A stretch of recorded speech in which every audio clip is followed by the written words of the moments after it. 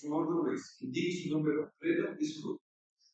Mi nombre es Luis Alberto Sánchez Muñoz y el RUT 9.759.747-2. Inicie su presentación, por favor. Muchas gracias. Bueno, yo represento a la Central Unitaria de Trabajadores. Mi organización base es una organización de trabajadores rurales agrícolas, un sindicato nacional de las Camelias, y nosotros como organización nacional, junto a la CUT, vamos a presentar dos normas constitucionales de normas, ¿cierto?, para complementar el trabajo que vamos a hacer en todo Chile con relación a esta audiencia. ¿Ya? Estas presentaciones tienen que ver con el trabajo decente. La primera y la segunda tiene que ver con el derecho a la huelga y a la sindicalización.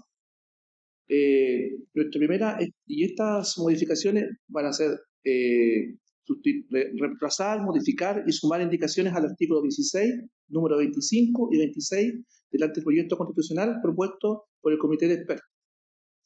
La primera indicación sustitutiva, literal, a número 25 del artículo 16 del anteproyecto de la Constitución Política de la República de Chile.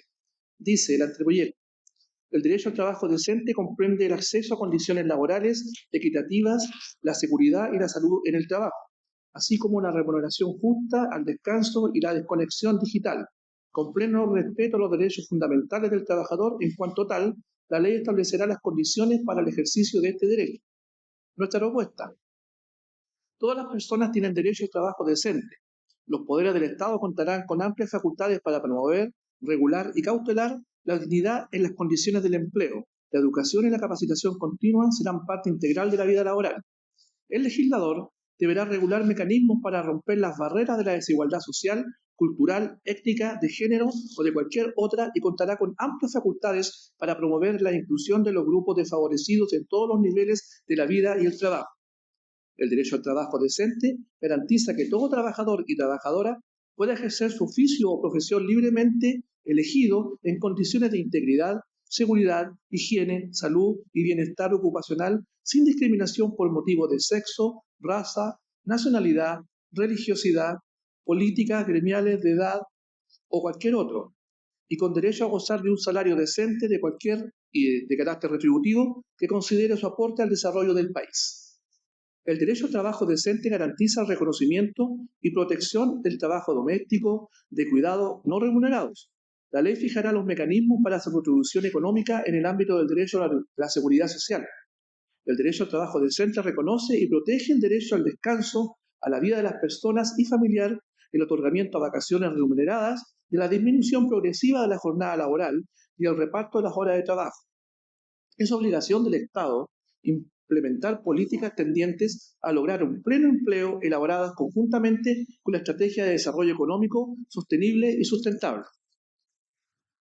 El incumplimiento del deber estatal dará derecho a un seguro de desempleo que permita la subsistencia hasta la obtención de un trabajo productivo. Nadie podrá ser obligado a prestar servicios personales sin su consentimiento y sin la justa retribución, cualquiera sea su fuente que sea de origen. Los fundamentos de esta primera indicación.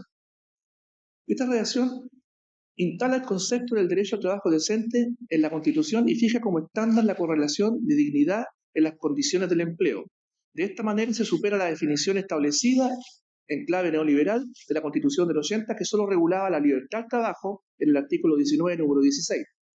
El concepto al trabajo decente incorpora un mandato a todos los poderes del Estado para, con amplias facultades, promover actividades de fomento, regular el mandato al legislador y a la administración y cautelar el derecho administrativo sancionatorio propio de la Inspección del Trabajo. La dignidad en las condiciones de empleo. La administración puede ejercer potestad sancionatoria sin violar los principios de separación de los poderes del Estado. La cobertura del trabajo decente se constituye en un eje central del mandato al legislador y a la administración.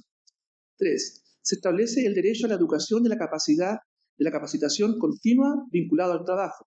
4.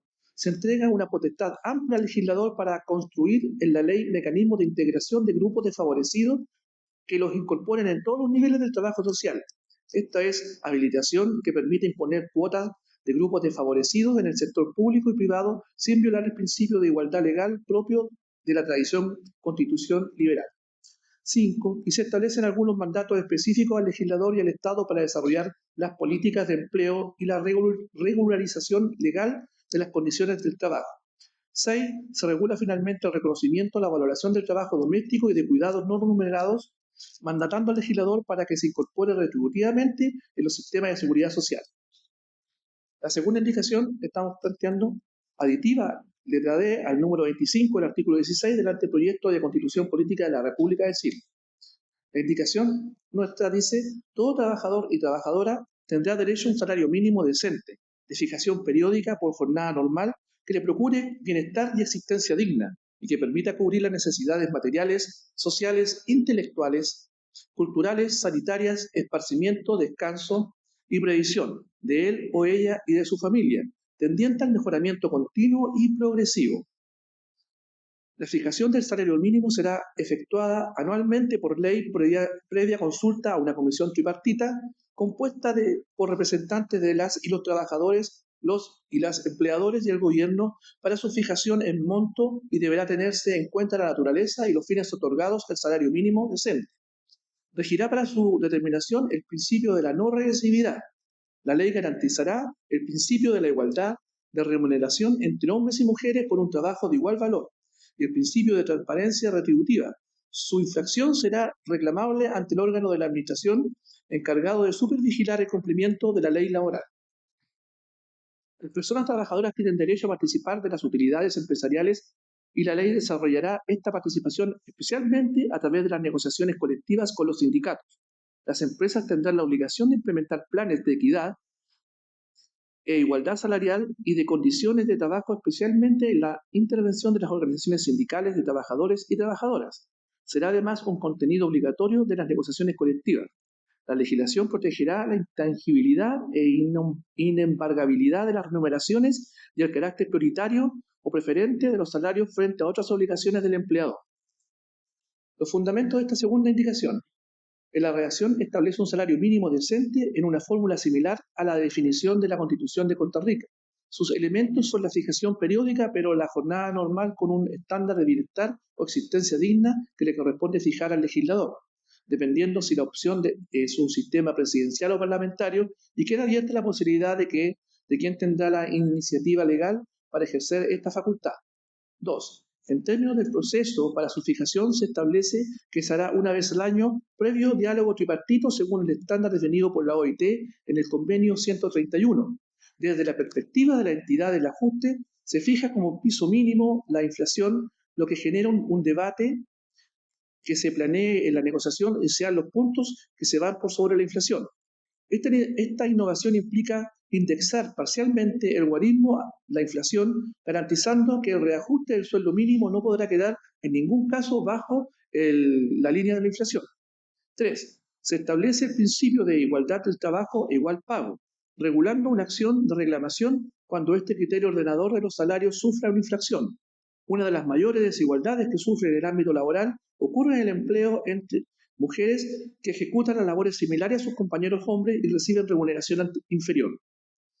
Esta norma entrega herramientas a la Administración y al legislador para fijar correcciones. Asimismo, se establece constitucionalmente la obligación de las empresas de establecer planes de seguridad e igualdad salarial, especialmente a través de la negociación colectiva.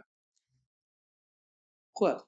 Se hace una mención al órgano de la Administración del Estado con facultades de la supervigilar el cumplimiento de la ley laboral. Esta mención a la Inspección del Trabajo reafirmará el rol de control de este órgano. Y 5. Se consagra el derecho a las y los trabajadores a participar en las utilidades de la empresa. Hay una tercera indicación sustitutiva literal al artículo 26, número 16 del anteproyecto de la Constitución Política de Chile. Dice: el derecho a la sindicalización comprende la facultad de los trabajadores para constituir organizaciones sindicales y afiliarse a su elección en cualquier nivel, de carácter nacional e internacional, y de ejercer en dichas organizaciones la adecuada autonomía para dar cumplimiento a sus fines propios de conformidad a la ley. La indicación de la CUT es: se reconoce la libertad sindical de las y los trabajadores para constituir las organizaciones sindicales que estimen conveniente, con derecho a negociar y celebrar instrumentos colectivos, con el derecho de adoptar, en el caso del conflicto, acciones colectivas para la defensa de sus intereses, incluida la huelga. Los trabajadores y trabajadoras deben gozar de la adecuada protección contra todo acto de discriminación tendiente a menoscabar la libertad sindical en relación a su empleo, especialmente contra aquellos actos que tengan por objeto sujetar el empleo de un trabajador o trabajadora a condición de que no se afilie al sindicato o de dejar de ser miembro de uno, y de despedir a un trabajador o trabajadora o perjudicarlo en cualquier otra forma a causa de su afiliación sindical o de su participación en las actividades sindicales dentro y fuera de la empresa.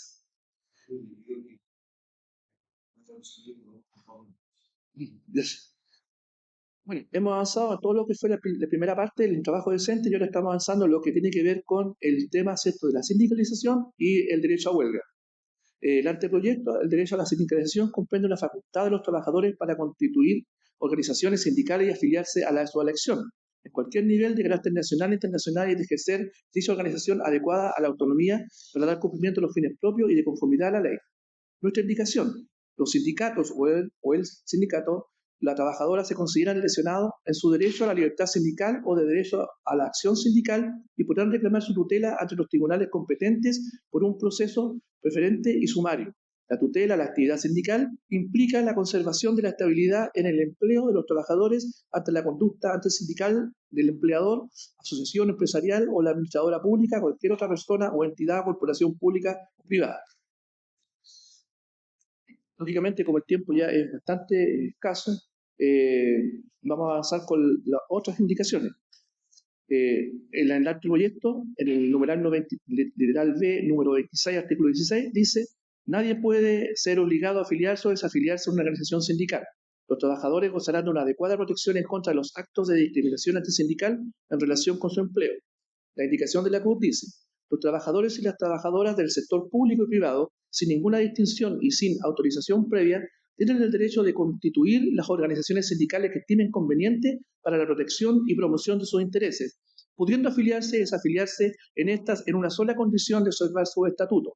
Las organizaciones sindicales tienen derecho de constituir, a su vez, organizaciones sindicales de grado superior y organizaciones internacionales en los niveles que de autonomía residan, pudiendo afiliarse y desafiliarse de estas con una sola condición de observar su estatuto. Las organizaciones sindicales del sector público y privado, en todos los niveles, y sus representantes tienen derecho a las facilidades y garantías del ejercicio oportuno y eficaz de las funciones reconocidas por el estatuto y la ley para el cumplimiento de sus fines. La ley regulará el derecho a la información, consulta, participación de manera amplia y vinculante de las y los representantes de las organizaciones sindicales del sector público y privado, sin distinción alguna, y tienen derecho a la protección judicial, administrativa contra cualquier acto de su condicionamiento, coacción, persecución, injuria, entorpecimiento, afectación a sus funciones reconocidas en la ley y su estatuto. Sí. Bueno, y finalmente, bueno, existen otras indicaciones que tenemos, pero me quiero detener en las últimas, que tienen que ver con el anteproyecto, donde dice: no podrán sindicalizarse, negociar colectivamente ni ejercer el derecho a huelga quienes integren las fuerzas de orden y seguridad y las fuerzas armadas. Y nuestra indicación, para ir terminando, que me queda bastante más: la negociación colectiva es un derecho organizado sindicalmente del sector público y privado, en cualquiera de sus niveles, para acordar y regular con un empleador y varias organizaciones de empleadores o con el Estado materia de interés común mediante instrumentos colectivos, debiendo respetar los mínimos irrenunciables fijados por ley a favor de los trabajadores y trabajadoras. El Estado deberá adoptar todas las medidas adecuadas para fomentar el desarrollo pleno y eficaz de este derecho. Es competencia de las organizaciones sindicales ejercer el derecho a negociación colectiva en el nivel que estimen conveniente, siendo estos componentes y no excluyentes en el caso de la conciencia de las materias objeto de negociación. Ha de primar aquella disposición que sea más favorable para los trabajadores. La ley asegurará la negociación colectiva ramal en el sector público y privado y establecerá los mecanismos de extensión. Voy a quedar para no... Un costo esencial para la historia del patrimonio.